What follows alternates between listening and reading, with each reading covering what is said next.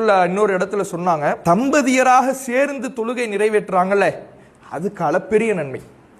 கணவனும் மனைவியும் சேர்ந்து வீட்டிலே ஜமாத்தாக தொழுகிற பொழுது அதற்கு கிடைக்கக்கூடிய நன்மை என்பது அளப்பெரியது. மற்ற காரியங்கள்ல சேர்ந்து உட்கார்ந்து தீமையான காரியங்கள்ல ஒரு டிவி பார்க்கறதுல ஈடுபடுவாங்க. ஆனா தொழுகை என்பது இருவரும் சேர்ந்து ஜமாத்தாக இன்றைக்கு நடைபெறுகிறதா என்று கேட்டால் இன்றைக்கு அப்படியான காட்சியை பார்க்க முடியறது கிடையாது. ரசூல்லா சொல்றாங்க, மனிஸ்தைக்கல, எந்த ஒரு மனிதன் தானும் எழுந்து வைக்கல் இம்ராத்தஹு, தன்னுடைய மனைவியையும் எழுப்பி ஃபஸல்லயா ஜமீஆ, இருவரும் சேர்ந்து ஜமாத்தாக தொழுகிறார்களோ, குத்திபா மின ஸாக்கிரீன அல்லாஹ கஸீரா வ ஸாக்கிராத், அவ்விருவரும் இறைவன் சொல்லுகின்ற அல்லாஹ்வை அதிகம் நினைவு கூறுகிற பெண்கள், அல்லாஹ்வின் அதிகம் நினைவு கூறுகிற ஆண்களுடைய பட்டியலிலே அவ்விருவரும் பதிவு செய்யப்படுகிறார்கள். குர்ஆன்ல அல்லாஹ் ஒரு வசனத்தை சொல்வான், நம்ம நிறைய கேள்விப்பட்டதான்.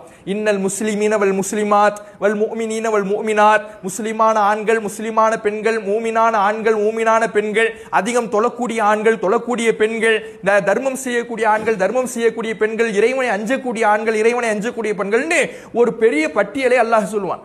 அதுல ஒரு இடத்தில் இறைவன் சொல்லுகிறான், வஸாக்கிரன அல்லாஹ கஸீரா, அல்லாஹ்வை அதிகம் நினைவு கூறக்கூடிய ஆண்கள், வஸாக்கிராத், அல்லாஹ்வை அதிகம் நினைவு கூறக்கூடிய பெண்கள்.